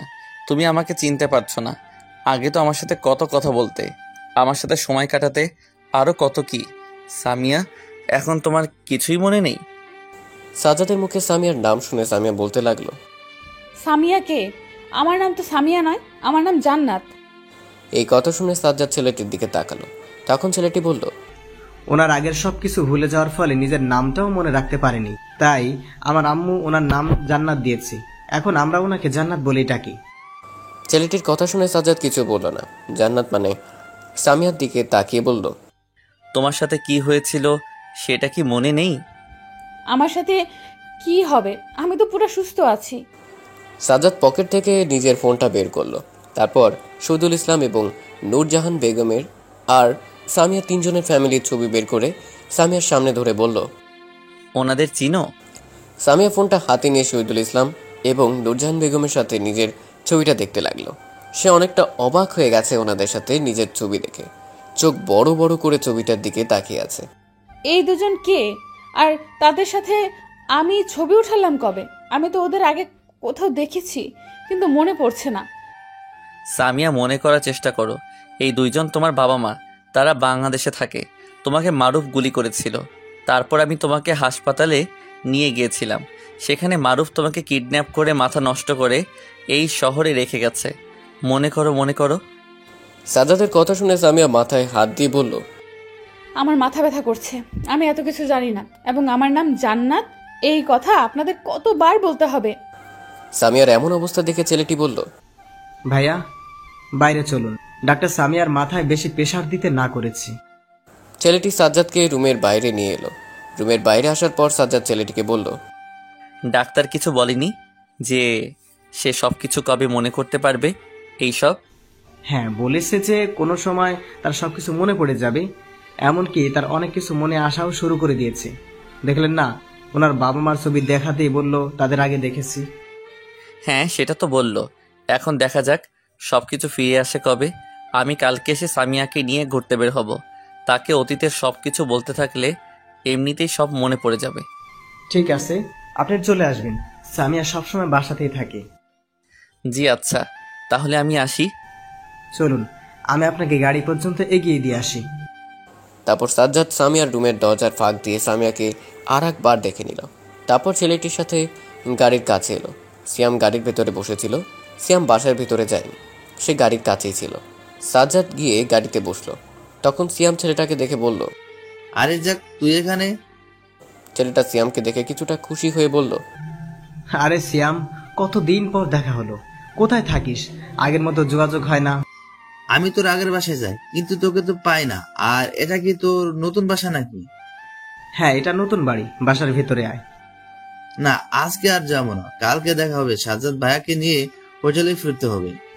ঠিক আছে, যা। সিয়াম গাড়ি চালু করে হোটেলের দিকে যেতে লাগলো। এতক্ষণ সিয়াম এবং ছেলেটির কথাগুলো সাজ্জাদ শুনছিল। গাড়ি চলতে শুরু করার পর সাজ্জাদ বলল, তুমি ছেলেটাকে চিনো? হ্যাঁ, একসময় সে আমার কাছের বন্ধু ছিল, এখন কাজের চাপে আগের মতো কথা হয় না। ওর নামটা কি বললে? জ্যাক, তাই না? হ্যাঁ, ওর নাম জ্যাক। এটা আমার বন্ধুর বাসা, জ্যাক আমাকে দেখিয়েছে। এখন আপনার কোনো সমস্যা হবে না। আপনি একা এলেন, সামিয়া ম্যাম আসেনি? সামিয়া ম্যামের আগের কোনো কথা মনে নেই, তাই আমাকে চিনতে পারেনি। সিয়াম অবাক দৃষ্টিতে সাজ্জাদের দিকে একবার তাকিয়ে আবার সামনে তাকালো, তারপর বলল, মানে ম্যাম আগের সব কথা ভুলে গেছে, কিছুই মনে নেই? আছে একটু একটু, তবে তাতে কিছু হবে না। ডাক্তার কিছু বলেনি? বলেছে যে কোনো সময় সব মনে পড়ে যাবে, এখন শুধু অপেক্ষা করতে হবে। সিয়াম আর কিছু বলল না, গাড়ি নিয়ে হোটেলের সামনে এলো। সাজ্জাদকে হোটেলে নামিয়ে দিয়ে সিয়াম চলে গেল। সাজ্জাদ নিজের রুমে গিয়ে ম্যানেজারকে কল দিল। ম্যানেজার কল রিসিভ করতেই ওপাশ থেকে বলা শুরু করলো, সামিয়া ম্যামের কোনো খবর পেয়েছেন? হ্যাঁ পেয়েছি, দেখাও করেছি, তবে একটা খারাপ সংবাদ আছে। ম্যানেজার কিছুটা চিন্তিত কণ্ঠে বলে উঠলেন, কি সংবাদ? সামিয়া ম্যাম সবকিছু ভুলে গিয়েছেন, আগের কোনো কথা তার মনে নেই, এমনকি তার বাবা মাকেও চিনতে পারেনি। তাকে ডাক্তার দেখানো হয়নি নাকি? ডাক্তার কি বলেছে? ডাক্তার বলেছে যে কোনো সময় সামিয়ার সব মনে পড়ে যাবে, শুধু অপেক্ষা করতে হবে। ও, দেখুন কি করা যায়, আল্লাহ ভরসা। সাজ্জাদ আর কিছু না বলে কলটা কেটে দিল। তারপর ফ্রেশ হয়ে এসে খাবার অর্ডার করে সেটা খেয়ে ঘুমিয়ে গেল। পরের দিন সকালে ঘুম থেকে উঠে মিটিংয়ে গেল। ম্যানেজারে যেভাবে বলেছিল সেভাবে মিটিংয়ে সব কিছু বলে প্রজেক্ট দেখালো। মিটিংটা সে ভালোভাবে করতে পেরেছে, এটা নিয়ে কোনো সমস্যা হয়নি। মিটিং শেষে সিয়ামকে নিয়ে চলে গেল জ্যাকের বাসায়। মিটিংয়ের ফলাফল ঘোষণা করবে 3 দিন পর, তাই সাজ্জাদকে 5 দিন থাকতে হবে। কিন্তু সাজ্জাদ তার বেশিও থাকতে পারে, কারণ সামিয়াকে না নিয়ে সে যাবে না। জ্যাকের বাসার সামনে এসে সিয়াম গাড়ি থামালো। সাজ্জাদ গাড়ি থেকে নেমে জ্যাকের বাসার কলিং বেল বাজালো। একটু পর জ্যাক এসে দরজা খুলে দিল। সাজ্জাদ জ্যাকের সাথে ভালো মন্দ জিজ্ঞেস করে সামিয়ার রুমে গেল। সামিয়া টিভি দেখছিল। সাজ্জাদকে নিজের রুমের ভেতরে প্রবেশ করতে দেখে বলল, আপনি আবার এসেছেন? সাজ্জাদ এবার সামিয়ার কাছে গেল না, ওর থেকে একটু দূরে দাঁড়িয়ে থেকে বলল, হ্যাঁ, তোমাকে নিয়ে ঘুরতে বের হব, চলো। আমি আপনার সাথে কোথাও যাব না। আরে চলো, তোমাকে ডাক্তারের কাছে নিয়ে যাব। ডাক্তারের কাছে কেন? দরকার আছে, চলো। সামিয়া যেতে চাইল না। সাজ্জাদ একবার কড়াভাবে কথা বলল, তাই রেডি হয়ে সাজ্জাদের সাথে বের হলো। প্রথমে সামিয়াকে নিয়ে হাসপাতালে গেল। সিয়ামের একজন চেনা ডাক্তার আছে, সেই ডাক্তার যে হাসপাতালে থাকে সিয়াম সেখানে নিয়ে গেল। ডাক্তারের কাছে যাওয়ার পর ডাক্তার সামিয়ার চেক আপ করে বললেন, আগের চেয়ে অনেকটা সুস্থ হয়েছে, আস্তে আস্তে সব মনে পড়ে যাবে, আপনি চিন্তা করবেন না। ডাক্তারের সাথে কথা শেষ করে সাজ্জাদ সামিয়াকে নিয়ে ঘুরতে বের হলো। সামিয়াকে নিয়ে শহরের অনেক জায়গায় ঘোরাঘুরি করলো। ঘোরাঘুরি শেষে সন্ধ্যায় সামিয়াকে জ্যাকের বাসায় নামিয়ে নিজের রুম দিয়ে সাজ্জাদ বের হতে যাবে, এমন সময় সামিয়া বলল, আপনার সাথে ঘুরোঘুরি করে খুব ভালো লাগলো। আমার কেন যেন মনে হচ্ছে আপনার সাথে আগেও এভাবে ঘুরোঘুরি করেছি। সাজ্জাদ সামিয়ার কাছে গিয়ে বসে বলল, হ্যাঁ, মনে করো তোমার কি মনে পড়ে সব বলতে থাকো। আমার আর কিছু মনে পড়ছে না। শুধু মনে করতে থাকবে, কেমন? দেখবে তোমার সব মনে পড়ে যাবে আমি তোমার কে, তোমার সাথে কি হয়েছিল, এই সব। কথাটা বলে সাজ্জাদ সামিয়ার রুম থেকে বের হয়ে হোটেলে ফিরে এলো। এভাবে 4 দিন কেটে গেল। গতকাল প্রজেক্টের ফলাফল ঘোষণা করেছে প্রজেক্টর শহীদুল ইসলাম পেয়েছে। আগামীকাল রাতে সাজ্জাদের ফ্লাইট, কিন্তু সাজ্জাদ এখন দেশে ফিরবে না, সে সামিয়াকে নিয়ে দেশে ফিরবে। একদিন সামিয়াকে দেখতে জ্যাকের বাসায় যাচ্ছিল, এমন সময় জ্যাক ফোন করলো। সাজ্জাদ ফোনটা রিসিভ করতেই জ্যাক বলা শুরু করলো, ভাইয়া আপনি কোথায়? মাত্র বাসা থেকে বের হলাম, তোমাদের বাসায় আসছি। একটা সমস্যা হয়ে গেছে, আপনি বাসায় না গিয়ে আমার বাসার পাশের হাসপাতালে চলে আসুন।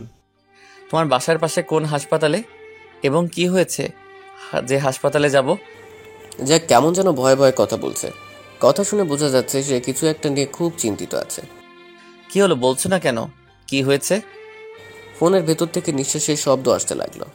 কাঁপা কাঁপা কণ্ঠে বলা শুরু করলো, আসলে আজকে সকালে সামি আপুকে নিয়ে হাঁটতে বের হয়েছিলাম, বাসার সামনে রাস্তা দিয়ে হাঁটছিলাম, তখন একটা গাড়ি এসে সামি আপুকে ধাক্কা দেয়, যার ফলে তার মাথা ফেটে যায়। এখন তাকে হাসপাতালে নিয়ে এসেছি। জ্যাকের কথা শুনে সাজ্জাদ কিছুটা রাগী কণ্ঠে বলল, হোয়াট? এটা যখন হয়েছে তখন আমাকে ফোন করতে পারলে না? এখন হাসপাতালে নিয়ে গিয়েছো সেটাও তো ভালোভাবে বলতে চাইছো না। তুমি হাসপাতালের ঠিকানা মেসেজ করে দাও, আমি সেখানে আসছি। জ্যাক ভয়ে ভয়ে কলটা কেটে দিয়ে হাসপাতালের অ্যাড্রেস সাজ্জাদকে মেসেজ করে পাঠিয়ে দিল। মেসেজ পাওয়ার পর সিয়ামকে সাথে নিয়ে হাসপাতালে চলে এলো।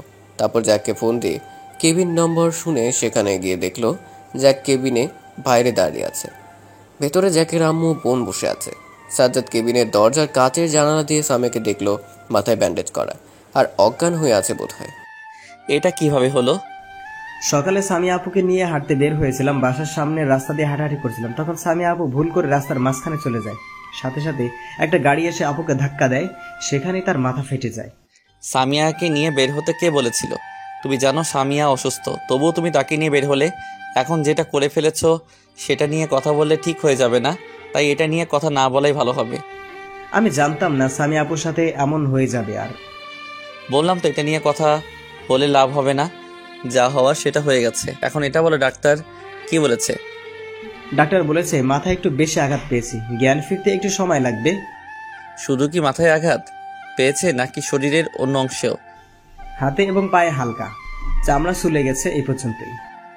সাজ্জাদ জ্যাকের কথার কোনো উত্তর দিল না, প্রবেশ করলো কেবিনের ভেতর। কেবিনে একটা ফাঁকা চেয়ার ছিল, সেখানে গিয়ে বসতেই পকেটে থাকা ফোনটা বাজতে লাগলো। সাজ্জাদ ফোনটা বের করে দেখে শহীদুল ইসলাম কল করেছে। কলটা রিসিভ করে কানে তুললো সাজ্জাদ। কেমন আছো? আলহামদুলিল্লাহ, আপনি? ভালো। আজকে তোমার ফ্লাইট মনে আছে তো? হ্যাঁ আঙ্কেল, মনে আছে, তবে আমি আজকে যেতে পারবো না। আমার একটা জরুরি কাজ পড়ে গেছে, সেটা শেষ করে তারপর আসবো। কি কাজ আছে? সেটা বলা যাবে না, তবে আপনাকে বলে রাখি, দেশে আসার সময় আপনাদের পছন্দের একটা জিনিস নিয়ে আসবো, যেটা দেখে আপনারা খুব খুশি হবেন। আচ্ছা নিয়ে এসো, তাহলে যেদিন আসবে সেদিন ফোন করে বলে দেবো, কেমন? আচ্ছা আঙ্কেল, এখন তাহলে রাখি। হ্যাঁ রাখো। শহীদুল ইসলামের কথা শেষ হতে সাজ্জাদ কলটা কেটে দিয়ে ম্যানেজারকে কল দিল। ম্যানেজারের নাম্বারে কিছুক্ষণ রিং হওয়ার পর রিসিভ করে বলা শুরু করলো। কেমন আছেন? আলহামদুলিল্লাহ, আপনি কেমন আছেন? আমি ভালো আছি। আজকে কি রওনা দিবেন? না, আপনাকে তো বলেছিলাম সামিয়াকে নিয়ে দেশে আসবো। ও, ভুলেই গিয়েছিলাম। সামিয়া ম্যাম কেমন আছে কিছু কি মনে করতে পেরেছে? এখনো তেমন কিছু মনে করতে পারিনি। আজকে সকালে গাড়ির সাথে ধাক্কা খেয়ে মাথা ফেটে গেছে, তাই হাসপাতালে নিয়ে এসেছি। এবার দেখি কি করা যায়। ধাক্কা লাগলো কিভাবে? সেই বিষয়ে আমি তেমন বলতে পারবো না, আমি সেখানে ছিলাম না। আমার এক ছোট ভাইয়ের সাথে থাকাকালীন এই কাজ হয়েছে। সে বলল ওকে নিয়ে হাঁটাহাঁটি করতে বের হয়েছিল, তখন সে রাস্তার মাঝখানে চলে যায় আর ধাক্কা খায়। ও রাস্তার মাঝে কেন গিয়েছিল? সেটা জানি না। আপনাকে একটা কথা জিজ্ঞেস করার জন্য কল দিয়েছিলাম, সেটা করব কি? হ্যাঁ বলুন, কি বলবেন? আপনি কি আঙ্কেল আন্টিকে সামিয়ার বিষয়ে কিছু বলেছেন? এই বিষয়ে আপনি এবং আমি ছাড়া কেউ কিছু জানে না। সাজ্জাদ কথা বলতে বলতে চোখটা দিয়ে সামিয়ার উপর পড়ে। সামিয়া আস্তে আস্তে করে চোখ খুলছে। আমি একটু পর আপনাকে কল দিচ্ছি। ম্যানেজারের কলটা কেটে দিয়ে সামিয়ার কাছে গেল। সামিয়া চোখটা সম্পূর্ণ খুলে সাজ্জাদকে দেখতে পেয়ে খুশি হয়ে বলল, সাজ্জাদ, তুমি এসেছো। আমি জানতাম তুমি আসবে এবং আমাকে বাঁচিয়ে নিয়ে যাবে। কথাটা বলে সাজ্জাদকে জড়িয়ে ধরে বলল। সামিয়ার জ্ঞান ফিরেছে এটা দেখে জ্যাকের বোন ডাক্তারকে বলল। ডাক্তার আসার পর সামিয়া সাজ্জাদকে ছেড়ে দিল। ডাক্তার সামিয়ার চেক আপ করে বলল, অভিনন্দন। মাথায় আঘাত পাওয়ার ফলে ওনার সব কিছু মনে পড়ে গেছে, এখন আগের মতো সবাইকে চিনতে পারছি। সাজ্জাদ খুশি হয়ে ডাক্তারকে ধন্যবাদ জানালো। ডাক্তার কিছু না বলে কেবিন থেকে চলে গেল। সামিয়া, জ্যাক ও জ্যাকের আম্মু বোনের দিকে তাকিয়ে আছে। ওনাদের হাত দিয়ে ইশারা করে দেখিয়ে সাজ্জাদকে বলল, ওনারা কে? এখানে কি করছে? তোমার নিশ্চয়ই ওনাদের মনে নেই, তুমি সব ভুলে গিয়েছিলে। এমনকি আমাকেও তোমার মনে ছিল না। তখন ওরা তোমার দেখাশোনা করেছে, যত্ন নিয়েছে, খাইয়েছে। সাজ্জাদের কথা শুনে সামিয়া ওনাদের দিকে তাকিয়ে বলল, আপনাদের অসংখ্য ধন্যবাদ। আপনারা না থাকলে আমার যে কি হতো সেটা বলতে পারতাম না। আপু, ধন্যবাদ দেওয়ার কিছুই নেই, এটা আমাদের কর্তব্য। জ্যাকের কথা শুনে সামিয়া একটা মুচকি হাসি দিল। সাজ্জাদ গিয়ে সামিয়াকে শুইয়ে দিল। ডাক্তার চেক আপ করার সময় সে উঠে বসেছিল। সেদিন ওরা তোমাকে হাসপাতাল থেকে কোথায় নিয়ে গিয়েছিল? কবে? যেদিন তোমার গুলি লেগেছিল সেদিন। আমি বলতে পারবো না যে ওরা কখন আমাকে নিয়ে গিয়েছিল এবং কোথায় নিয়ে গিয়েছিল। তখন আমি চোখ খুলি, নিজেকে অন্ধকার একটা রুমে চেয়ারে বসে থাকা অবস্থায় আবিষ্কার করি। আমার সামনে মারুফ হাতে ইঞ্জেকশন নিয়ে বসেছিল। আমার চোখ খোলার সাথে সাথে সেটা আমার হাতের ভেতরে দিয়ে দেয় আর বলে, দেখ তোর কি অবস্থা করি, তোর সব অতীত ভুলিয়ে দেব। এটা বলে ইঞ্জেকশনটা আমার শরীরে দেওয়ার পর আর কিছু মনে ছিল না। তারপর কি হয়েছিল, কিভাবে হয়েছিল, সে সব কিছুই জানতাম না। কথাগুলো বলা শেষে সাজ্জাদ বলতে যাবে এমন সময় হাসপাতালে একজন নার্স কেবিনে প্রবেশ করতে করতে বললেন, রোগীর সাথে কেউ কথা বলবেন না, ডাক্তার ওনাকে রেস্ট নিতে বলেছেন। নার্সের কথা শুনে কেউ কোনো কথা বলল না। সামিয়াকে ওর ওষুধগুলো খাইয়ে দিয়ে নার্স চলে গেল। সিয়াম কেবিনের বাইরে দাঁড়িয়েছিল। ভেতরে প্রবেশ করে সাজ্জাদের কাছে গিয়ে বলল, ভাইয়া বাইরে আসুন, আপনার সাথে কথা আছে। সাজ্জাদ সিয়ামের সাথে কেবিনের বাইরে আসতেই সিয়াম একটা পাসপোর্ট সাজ্জাদের হাতে ধরিয়ে দিল। পাসপোর্ট খুলে দেখলো এটা সামিয়ার নামে করা। তুমি সামিয়ার পাসপোর্ট কোথায় পেলে? ম্যানেজার সাহেব একজনের সাহায্য পাঠিয়েছে, সামিয়া ম্যামকে দেশে নিয়ে যাওয়ার সময় লাগবে। সাজ্জাদ পাসপোর্ট পকেটে রেখে দিয়ে বলল, ম্যানেজার সাহেব ভালো কাজ করেছে, পাসপোর্টের দরকার ছিল সেটা পাঠিয়ে দিয়েছে। হ্যাঁ, আর দেশে যাবেন কবে? তাহলে প্লেনের টিকিট বুক করতে হবে। সামিয়াকে হাসপাতাল থেকে ছেড়ে দিলে আমরা চলে যাব, কিন্তু তাকে কবে ছাড়বে সেটা তো জানি না। চলুন ডাক্তারের সাথে কথা বলে আসি। ঠিক আছে, চলো। তারপর সাজ্জাদ এবং সিয়াম দুজনে মিলে ডাক্তারের কাছে গিয়ে সামিয়ার কথা জিজ্ঞেস করলো। তখন ডাক্তার বললেন, যখন ইচ্ছা তখন নিয়ে যেতে, ওর আঘাতগুলো তেমন ক্ষতিকর নয়, শুধু মাথাতে একটু ব্যথা পেয়েছে। ডাক্তারের সাথে কথা শেষ করে সাজ্জাদ সিয়ামকে সামিয়ার জন্য টিকিট আনতে বলল। আজকে রাতে তারা দেশে ফিরে যাবে। সিয়াম সাজ্জাদের কথা মতো টিকিট আনতে চলে গেল। সিয়াম চলে যাওয়ার পর সাজ্জাদ কেবিনে ফিরে এসে জ্যাককে বলল, আজকে রাতে আমরা দেশে ফিরে যাব, তোমরাও বাংলাদেশে এসো। সামিয়ার বাসায় কেমন? জ্যাক কিছুটা অবাক হলো এই কথা শুনে। অনেকটা অবাক চাহনিতে বলল, আজকে চলে যাবেন মানে? আর কয়েকদিন থাকুন আমাদের সাথে। এবার হবে না, পরের বার যখন আসবো তখন তোমাদের বাসায় থাকবো। এটা কোনো কথা বললেন? কত আশা নিয়েছিলাম আব্বুকে নিয়ে আমাদের বাসায় কয়েকদিন থাকবেন, কিন্তু সেটা আর হবে না। মন খারাপ করার কিছু নেই, আজকে রাতে ফ্লাইট আছে, তাই ওকে নিয়ে যাচ্ছি, না হলে অন্যদিন চলে যেতাম। ডাক্তার কি যেতে দিবে? হ্যাঁ, ডাক্তারের সাথে কথা বলা শেষ করে তোমাদের বললাম। ঠিক আছে, যেহেতু চলে যাবেন এতে আমরা তো আর কিছু করতে পারবো না। ভালো থাকবেন আর আপুকে দেখে রাখবেন। সেটা তো অবশ্যই। এদের দুজনের কথা বলার জন্য সামিয়ার ঘুম ভেঙে গেল। কিছুটা রাগী ভাব নিয়ে বলল, তোমরা এত কথা বলছো কেন? কথা থাকলে বাইরে গিয়ে বলো। ঠিক আছে, তুমি আজকে রেডি থেকো, রাতে আমাদের ফ্লাইট। রাতে ফ্লাইট মানে? আজকে দেশে ফিরে যাবে নাকি? হ্যাঁ, ডাক্তারের সাথে কথা বলেছি, আজকে রাতে তোমাকে নিয়ে দেশে যাব। রাতে সামিয়া এবং সাজ্জাদ নিজেদের ব্যাগ নিয়ে এয়ারপোর্টে এসে থামল। তাদের সাথে জ্যাক এবং সিয়াম আছে। সাজ্জাদ দুজনের সাথে কিছুক্ষণ কথা বলে বিদায় দিয়ে সামিয়াকে নিয়ে প্লেনে বসে পড়ল। রেখে গেল লন্ডন সাথে তাদের কিছুটা সময়। অনেকক্ষণ প্লেন ভ্রমণ করার পর প্লেনটা বাংলাদেশে এসে নামলো। এয়ারপোর্ট থেকে বের হয়ে ম্যানেজারকে কল দিয়ে গাড়ি নিয়ে আসতে বলল সাজ্জাদ। 30 মিনিটের ভেতরে ম্যানেজার গাড়ি নিয়ে এসে সামিয়ার সামনে হাজির হয়ে বলল, আপনি কেমন আছেন? কতদিন পর আপনাকে দেখলাম। আমি ভালো আছি, আপনি ভালো আছেন? হ্যাঁ, আমিও ভালো আছি। গাড়িতে বসুন, আপনাকে বাসায় নিয়ে যাই। ম্যানেজারের কথা শুনে সাজ্জাদ এবং সামিয়া গাড়িতে গিয়ে বসলো। তারপর ম্যানেজার বাসার দিকে গাড়ি নিয়ে যাওয়া শুরু করলো। ঘড়িতে সকাল 10টা, প্লেন নেমেছে 8টার দিকে। এয়ারপোর্টের ভেতরে যাবতীয় চেক আপ থাকায় বের হতে একটু লেট হয়েছে। সামিয়াদের বাসার সামনে এসে ম্যানেজার গাড়ি থামালো। সামিয়া গাড়ি থেকে নেমে সাজ্জাদকে সঙ্গে নিয়ে বাসার কলিং বেল বাজালো। একটু পর একজন কাজের লোক এসে দরজা খুলে দিল। দরজার সামনে সামিয়াকে দাঁড়িয়ে থাকতে দেখে কাজের লোকটা ভূত দেখার মতো চমকে উঠল। দুহাত পিছিয়ে গিয়ে শহীদুল ইসলামকে ডেকে বলতে লাগলো, মালিক দেখেন, ম্যাম ভূত হয়ে ফিরে এসেছে, আমার সামনে দাঁড়িয়ে আছে। কাজের লোকের ডাকাডাকি শুনে শহীদুল ইসলাম দরজার কাছে এসে কাজের লোকটিকে বললেন, কি হয়েছে, এমন ভাবে ডাকাডাকি করছিস কেন? কাজের লোকটা হাত দিয়ে দরজার বাইরে দেখিয়ে দিলেন। শহীদুল ইসলাম দরজার দিকে খেয়াল করেনি। এখন খেয়াল করে সামিয়াকে দেখে তিনিও কিছুটা চমকে উঠে সামিয়াকে বলল, তুমি তুমি তো একদম আমার মেয়ের মতো দেখতে, তোমার নাম কি? সামিয়া কথাটা বলে শহীদুল ইসলামকে জড়িয়ে ধরে কান্না করে দিল। শহীদুল ইসলামের মাথায় এখনো কিছু ঢুকছে না। অন্যদিকে দরজার কাছে কান্নাকাটির শব্দ শুনে নূরজাহান বেগম এলেন। তারপর সামিয়াকে দেখে তিনি নিজেও চমকে গেলেন। এই মেয়ে, তুমি কে? তুমি তো একদম আমার মেয়ের মতো দেখতে। এই কথা শুনে সামিয়া শহীদুল ইসলামকে ছেড়ে দিয়ে নূরজাহান বেগমের সামনে গিয়ে বলল, আমি তোমার মেয়ের মতো দেখতে নয়, আমি তোমারই মেয়ে সামিয়া। সেইটা কিভাবে হয়? আমার মেয়ে তো মারা গিয়েছে, আমরা নিজে দেখেছি। দুজনের মুখে এমন কথা শুনে সামিয়া সাজ্জাদের দিকে তাকালো। এটা দেখে সাজ্জাদ কি বলবে সেটা ভেবে পাচ্ছে না। চুপচাপ তাকিয়ে আছে সামিয়ার দিকে।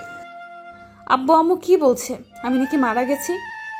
আসলে তোমাকে পুরো ঘটনা বলা হয়নি, তাই এমন করছে ম্যানেজার সাহেব, আপনি ওনাদের বুঝিয়ে দিন। সামিয়া চুপচাপ দাঁড়িয়ে আছে। ম্যানেজার সাহেব গিয়ে শহীদুল ইসলাম এবং নূরজাহান বেগমকে সব খুলে বললেন।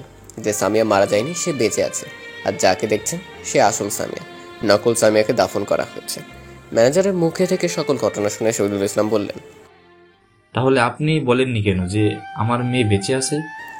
তাদের দুজনের কথার মাঝে হঠাৎ করে সাজ্জাদ বলে উঠল, আঙ্কেল আন্টি, আপনাদের বলেছিলাম না আপনাদের জন্য একটা গিফট আছে, এটাই সেই গিফট। আমি নিজে ম্যানেজারকে বলেছিলাম সামিয়ার বিষয় যেন আপনাদের না বলে। সামিয়াকে নিয়ে এসে চমকে দিতে চেয়েছি এবং দিয়েও দিলাম। তার মানে ওটা আমাদের নিজের মেয়ে সামিয়া? সাজ্জাদ এবং ম্যানেজার মাথা নাড়িয়ে হ্যাঁ জানালো। এটা দেখে শহীদুল ইসলাম আর নূরজাহান বেগম দুজনেই সামিয়াকে জড়িয়ে ধরে কান্না করতে শুরু করে দিলেন। তারা তাদের মেয়েকে পেয়ে অনেক খুশি।